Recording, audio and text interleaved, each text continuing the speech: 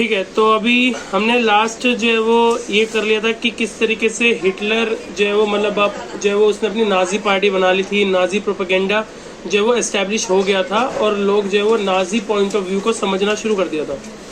अब उसके बाद में आप समझते हैं द डिस्ट्रक्शन ऑफ डेमोक्रेसी। तो जो वीमर रिपब्लिक ने जो वहाँ पे डेमोक्रेटिक गवर्नमेंट एस्टेब्लिश कर ली थी उसको बिल्कुल जो है वो अब बैक स्पेस कर दिया था। ठीक है, क्यों? क्योंकि अब जो मतलब कि हिटलर था उसे इम्पोर्टेंट पोजीशंस मिलने लग गई थी कैबिनेट ऑफ मिनिस्ट्रीज के अंदर। ठीक है, क्यों? क्योंकि उनकी पार्टी जो है वो उस टाइम पर जब वो डिप्रेशन चल रहा था, आपको याद होगा ग्रेट डिप्रेशन चल रहा था, तो उनकी पार्टी ने खूब जो है वो मतलब कि लोगों का तो नाजी प्रोपेगेंडा जो है वो पूरी तरह से जो है वो एस्टेब्लिश हो गया था। और अब जो मतलब कि जैसे ही हिटलर को जो है वो इम्पोर्टेंट पोजीशन मिली कैबिनेट में, कैबिनेट समझते हो मिनिस्टर्स की जो मतलब कि आप कह सकते हो काउंसिल होता है, मतलब सारे मिनिस्टर की काउंसिल में उसे इम्पोर्टेंट मिनिस्ट्री मिलने लगी। ठीक है, मतलब जरूरी मिनिस्टर बनाया जाने लगा उसे।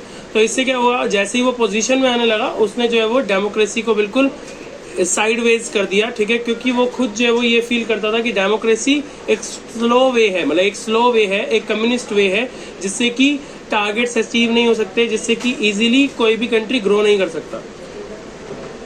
इसके बाद में क्या हुआ कि फिर जो है वो 28 फरवरी 1933 में जो है वो उसने क्या किया, सबसे पहले सारे सिविक राइट्स को सस्पेंड कर दिया। ठीक है, सभी सिविक राइट को सस्पेंड करने से मतलब क्या है कि जो भी सिविक राइट समझते हो, सिविक का मतलब होता है कि जो ये मतलब हमारे आपके जैसे जो नॉर्मल रेजिडेंट्स होते हैं कंट्री के, उनके राइट्स, उन्हें सिविक राइट्स बोलते हैं। ठीक है, तो ये सारे राइट्स जो है वो जर्मनी के अंदर बिल्कुल खत्म कर दिए गए सबसे पहले तो। फिर उसके अलावा क्या था, कौन कौन से राइट्स खत्म कर दिए गए, जैसे फ्रीडम टू स्पीच। ठीक है, आपको कुछ भी कहने का जो अधिकार जो है वो खत्म हो गया था।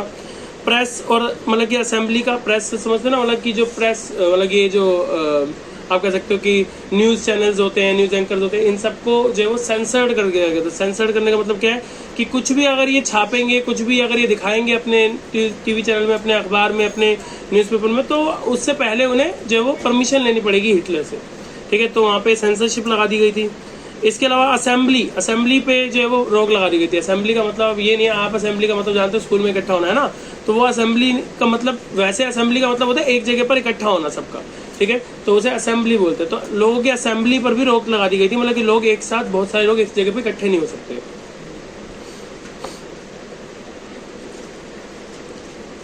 इसके अलावा जो है वो मतलब कि जो भी कम्युनिस्ट पार्टी को मतलब कि सपोर्ट करने वाले लोग उस कंट्री में थे, ठीक है, उन सभी को जो है वो मतलब साइडवेज कर दिया गया था, उन सभी को अल्टीमेटम दे दिया गया था, इधर left the country right now, ठीक है, और you need to face the consequences. ठीक है, कि अभी के अभी या तो कंट्री छोड़ दो, ठीक है, नहीं तो आपको फिर कॉन्सिक्वेंसेज देखने पड़ेंगे, क्योंकि ये सरकार जो पूरी तरह से कैपिटलिस्ट है, पूरी तरीके से मतलब कि आप कह सकते हो कि अग्रेसिव माइंडसेट के साथ में सिर्फ डेवलपमेंट करेगी जर्मनी की। ठीक है, तो ये लोगों को समझा दिया गया, कम्युनिस्ट लोगों को।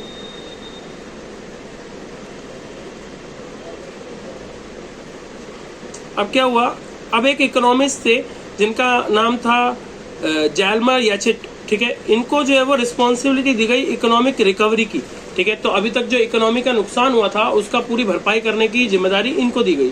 ये एक अग्रेसिव जो है वो मतलब कि इकोनॉमिस्ट थे जो कि बिलीव करते थे, ठीक है, मतलब कि टोटल डेवलपमेंट पे। टोटल डेवलपमेंट का फंडा का मतलब क्या है, टोटल डेवलपमेंट का फंडा मतलब ये है कि एक ही बारी में जो कंसेप्ट पकड़ो, जो चीज जिस डिपार्टमेंट को पकड़ो, उसका पूरा डेवलपमेंट जब तक ना हो तब तक उसको छोड़ के किसी दूसरे पर मत जाओ। ठीक है, तो ये जो है वो इनका माइंडसेट था, इस इकोनॉमिस्ट का माइंडसेट था।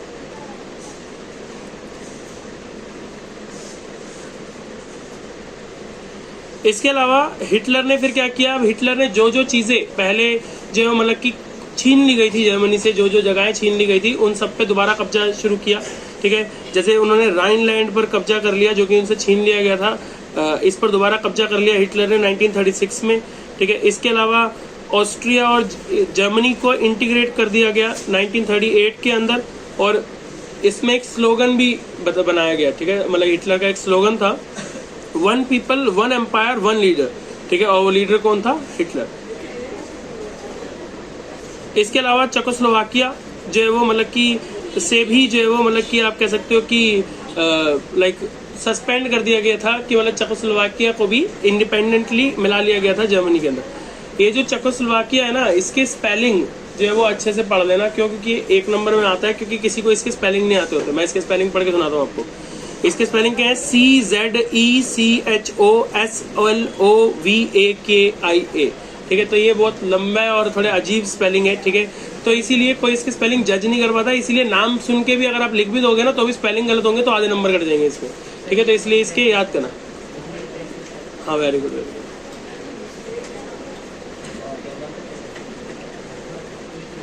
इसके अलावा कभी भी इंग्लैंड ने ये एक्सेप्ट नहीं किया, लेकिन दुनिया बोलती है कि मतलब हिटलर जो इतना ये मतलब आप कह सकते हो इतने स्ट्रॉन्ग डिसीजन ले पा रहा था, इतना अग्रेसिव माइंडसेट के साथ में काम कर पा रहा था, तो इसके पीछे जो थिंकिंग थी, जो थॉट प्रोसेस था वो जो है वो मतलब यूके का था, वो इंग्लैंड का था। ठीक है, बहुत सारे लोग ऐसा मानते हैं। हिटलर यहीं पर नहीं रुका। ठीक है, और उसने जो है वो मतलब कि उसने एक तरीका निकाला इकोनॉमिक क्राइसिस से बाहर आने का। रिसोर्सेज को एक्यूमुलेट किया गया। ठीक है, और साथ ही में उसने बोला कि देखो पहले उसने क्या करा, पहले तो अपनी कंट्री के रिसोर्सेज चेक करो कितने, सबको एक्यूमुलेट करो, सबको एक साथ लेके आओ, सारे रिसोर्सेज देखो कि पूरे हो रहे हैं या नहीं हो रहे, और अगर पूरे नहीं हो रहे तो दूसरी कंट्रीज में इन्वेजन करो, मतलब दूसरी कंट्रीज में वॉर करो और वहां से रिसोर्सेज लेकर आओ, इससे हमारी कंट्री जो है वो इकोनॉमिक क्राइसिस से बाहर आ जाएगी। तो ये था the Hitler way of thinking. ठीक है, हिटलर के सोचने का तरीका। अब आपसे ना कई बार ऐसे पूछ लेता है कि जैसे ये आपको लाइन बोलेगा और आपसे बोलेगा कि बताइए क्या ये हिटलर वे ऑफ थिंकिंग सही था? तो आपके हिसाब से सही है? आपकी कंट्री में रिसोर्सेज की कमी है तो आप दूसरी कंट्री में जाकर के वॉर करके वहां से रिसोर्सेज ले आओगे? नहीं ना, ऑब्वियस सी बात है ना। तो हाँ, उसके भी तो रिसोर्स खत्म हो गए ना। हाँ कंट्री के। हाँ, नहीं वो तो खैर है ही, इन्वेजन करके मतलब वहाँ पे मतलब वहाँ पे आक्रमण करके जो भी बचे कुछ रिसोर्सेज हैं सब ले लेता था। बढ़िया बढ़िया, बहुत बढ़िया। इसके अलावा क्या हुआ? इसके अलावा सितंबर 1940 के अंदर जर्मनी ने पोलैंड पे भी कब्जा कर लिया और इससे जो है वो फ्रांस और इंग्लैंड के बीच में एक वॉर छिड़ गई। ठीक है, अभी अब आप कहोगे कि जर्मनी ने पोलैंड पे कब्जा किया तो ये फ्रांस और इंग्लैंड के बीच में कैसे वॉर होनी शुरू हो गई? क्योंकि फ्रांस इस सब का जिम्मेदार जो है वो इंग्लैंड को मानता था, क्योंकि फ्रांस ये मानता था कि ये सब के पीछे का जो मास्टर माइंड है वो इंग्लैंड है, इंग्लैंड करवा रहा है सब कुछ हिटलर से, ये सब कुछ जर्मनी के थ्रू। अब यूएसए ने बीच में जो है वो मतलब आने से मना कर दिया। ठीक है, यूएसए को बोला गया कि भाई आप बीच में आओ, क्योंकि यूएसए बीच में आएगा तो शायद ये वॉर रुक जाएगा, लेकिन यूएसए ने साफ मना कर दिया कि हम इस वक्त ऐसी सिचुएशन में नहीं है कि हम इस वक्त वॉर में घुस सके, वॉर में एंटर कर सके, तो इसलिए उसने मना कर दिया। लेकिन बोला किसने था? यूएसए ने। जापान ने अपनी हेल्प जो है वो प्रोवाइड करी हिटलर को, और जो है वो मतलब कि उन्होंने जो है वो मतलब कि जापान ने मदद करी जैसे ही किसके अंदर मतलब कि हिटलर की मदद करने के लिए जैसे ही सामने आया, तो अब इस बात पे अमेरिका गुस्सा हो गया कि जापान का क्या मतलब है इस सब में घुसने का, तो फिर यूएसए भी इसमें एंटर हो गया and this led to what? World war second. ठीक है, इससे फिर वर्ल्ड वॉर सेकंड हो गई। समझ में आया ना वर्ल्ड वॉर सेकंड किस तरीके से शुरू हुई? मैं दोबारा से एक बार याद करा देता हूँ। जर्मनी ने पोलैंड पर कब्जा किया तो इससे फ्रांस और इंग्लैंड के बीच में युद्ध हो गया, क्योंकि फ्रांस ये मानता था कि मतलब इस सब के पीछे जो है इंग्लैंड है। फ्रांस और इंग्लैंड के युद्ध में ऑब्वियसली इंग्लैंड का हाथ था, तो ये तो जाएगा साथ में, जर्मनी तो जाएगा इंग्लैंड की मदद करने। ठीक है, तो उधर से फ्रांस ने यूएसए से मदद मांगी।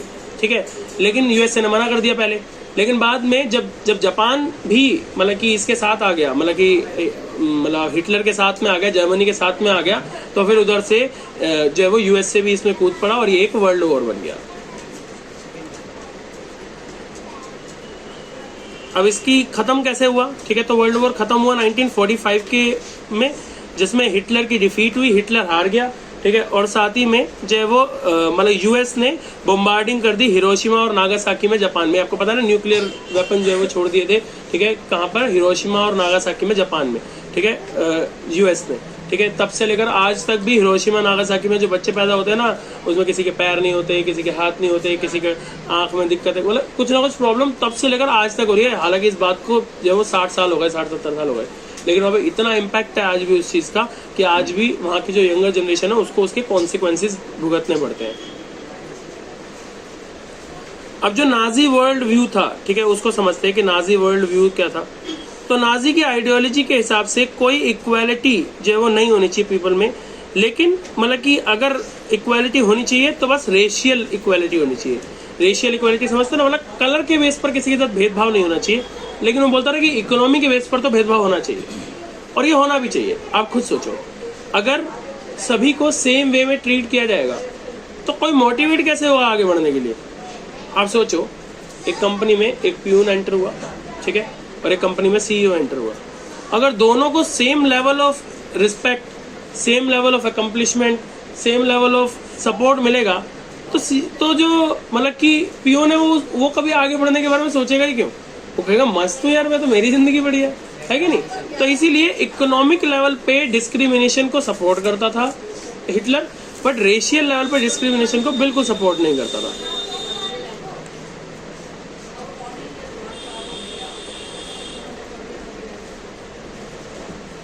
इसके अलावा जो है वो वहां पर क्या था, इसके अलावा वहां पर एक टर्म थी, मतलब कि हिटलर जो है वो एक टर्म बोलता था जिसको बोलता था अनडिजायरेबल्स, ठीक है। अनडिजायरेबल किसे कहा जाता था?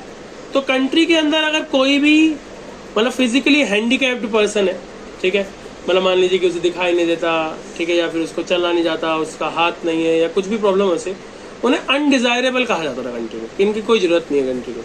तो उनको डेथ सेंटेंस दे दिया जाता था, ठीक है, उन्हें मारने का आदेश दे दिया जाता था कि ये सब हमारे लिए वेस्ट है, हमारे किसी काम के नहीं, इनको मार दो, ठीक है, इस तरीके से।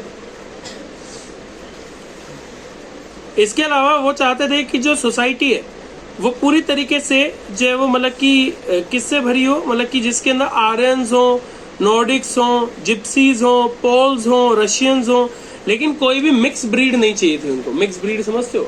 मिक्स ब्रीड का मतलब है जैसे मान लो कि किसी, जैसे मान लो किसी आर्यन जो लेडी है, आर्यन गर्ल है, उसने किसी जीव से शादी कर ली।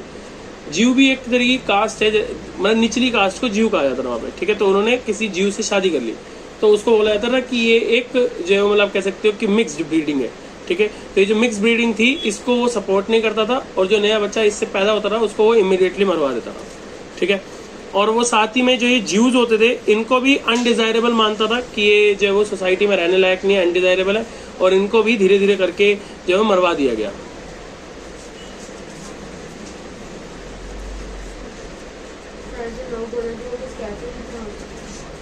तो वहाँ पे इंडिपेंडेंस थोड़ी थी।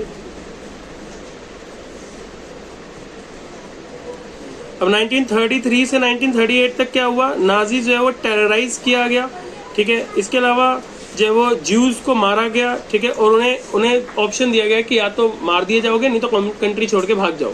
पर कई सारे लोगों को ऐसा लगा कि अरे यार मार थोड़ी देंगे यार, ठीक है, तो वो यहीं पे रुके रहे, बट बाद में जो है वो उसको मार दिया गया।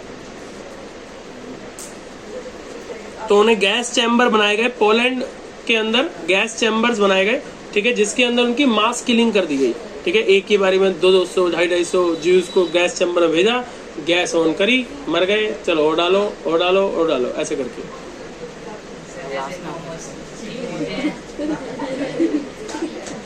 क्या रिसेम्बलेंस करी तूने, मोमोज, वेरी नाइस।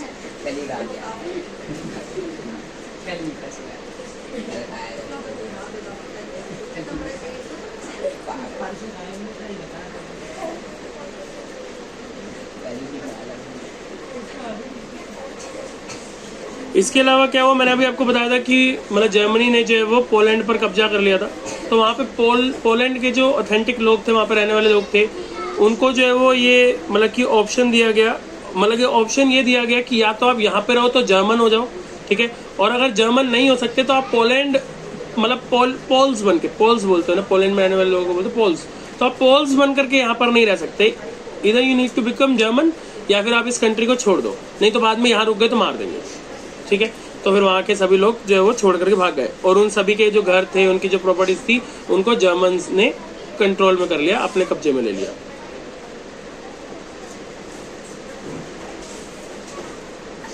अब यूथ के अंदर मतलब नाजी जो आइडियोलॉजी थी उसका जो है एक तरीके से इम्प्लीमेंटेशन कराना था, मतलब चाहता था नाजी, मतलब कि जो हिटलर था वो चाहता था कि जो नाजी प्रोपेगेंडा है, जो नाजी थिंकिंग का तरीका है, अभी बताया ना नाजी किस तरीके से सोच रही है, ये सब कुछ नाजीज जो है वो पॉइंट ऑफ व्यू है।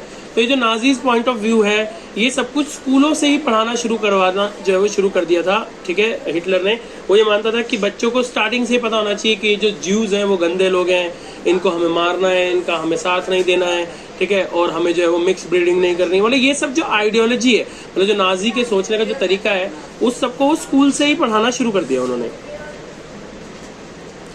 और स्कूल्स के अंदर सिर्फ जर्मन टीचर्स रखे गए, ठीक है, इसके अलावा कोई भी दूसरे लैंग्वेज के टीचर्स को या तो मार दिया गया या उन्हें देश से निकाल दिया गया। बच्चों को भी 2 ग्रुप्स में डिवाइड किया गया, एक डिजायरेबल और एक अनडिजायरेबल। इसके अलावा जो टेक्स्ट बुक्स थी, टेक्स्ट बुक मतलब जो पढ़ाई की बुकें थी, वो पहले वाले सिस्टम से नहीं, अब नई बुक्स लिखी गई जिसके अंदर नाजी प्रोपेगेंडा के हिसाब से लिखा गया। और सारी बुक्स को पहले हिटलर खुद जो है वो कंटेंट उनका चेक किया करता था।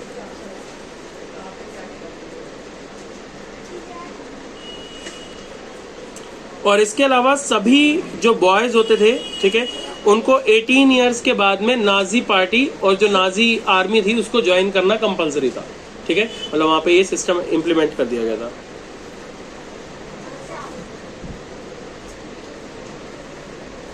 इसके अलावा जो आर्यन मदर्स थी, मैंने अभी बताया आर्यन वहां पे एक कास्ट हुआ करती थी, जो आर्यन मदर्स थी अगर वो प्योर आर्यन बच्चे पैदा करती थी तो उन्हें इस चीज का इनाम भी दिया जाता था और उन्हें एनकरेज किया जाता था कि और आर्यन बच्चे पैदा करो, ठीक है, समझ रहे हो, मतलब उनको एनकरेज किया जाता था कि और जो है वो बच्चे पैदा करो इसी तरीके के आर्यन, और उन्हें साथ में रिवॉर्ड भी दिया जाता था, मतलब पैसे वैसे दिए जाते थे, इनाम दिया जाता था इस चीज का।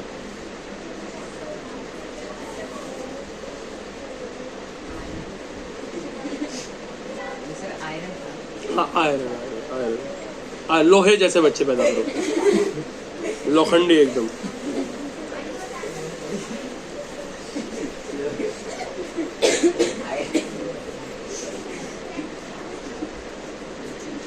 अब इसके अलावा क्या है कि बहुत सारे लोग जो है मतलब कि जो मतलब हिटलर पॉइंट ऑफ व्यू है या फिर जो नाजी पॉइंट ऑफ व्यू है उसको सिर्फ और सिर्फ जो है वो रॉन्ग प्रोस्पेक्टिव से ही देखते हैं, ठीक है, मतलब कि बहुत सारे लोग सिर्फ ऐसा समझते हैं कि नाजी आया, मतलब ये नाजी जो रूल आया या फिर हम कहें जो हिटलर रूल आया, इसने जो है वो जर्मनी का नुकसान ही किया, but that's not the case, ठीक है, ऐसा नहीं है। जब भी हम जर्मनी को अगर लुक बैक करके देखें, आज से अगर हम पीछे मुड़ के देखें, तो जर्मनी की जो मेजर डेवलपमेंट्स है, जो भी आप जर्मनी के अंदर आज देखते हो कि ये चीज़ें बेटर है, ये चीज़ें बेटर है, वो सब एक्चुअल में इसीलिए बेटर है क्योंकि वो पहले के टाइम से जो वो हिटलर ने जो चीज़ें एस्टेब्लिश करी थी, जो सिस्टम शुरू किए थे, वो आज भी वहाँ पर कई जगह पे एस्टेब्लिश है और वो उनको फॉलो करते हैं। बिकॉज कहीं ना कहीं हिटलर वो मतलब माना कि वो एक क्रूअल जो है वो पर्सनैलिटी था, ठीक है, वो एक मतलब आप कह सकते हो कि एक टेररिस्ट माइंडसेट का पर्सन था, लेकिन स्टिल जो डेवलपमेंट पाथ उसने जर्मनी के लिए चुना वो एक्चुअल में बहुत ही ज़्यादा मतलब आप कह सकते हो कि कमेंडेबल था और बहुत ही ज़्यादा मतलब कि फास्ट मूविंग ग्रोथ वाला था, ठीक है। तो ये चैप्टर जो है वो यहाँ पर अब पूरा खत्म हो गया है, कुछ पूछना हो तो पूछ लो।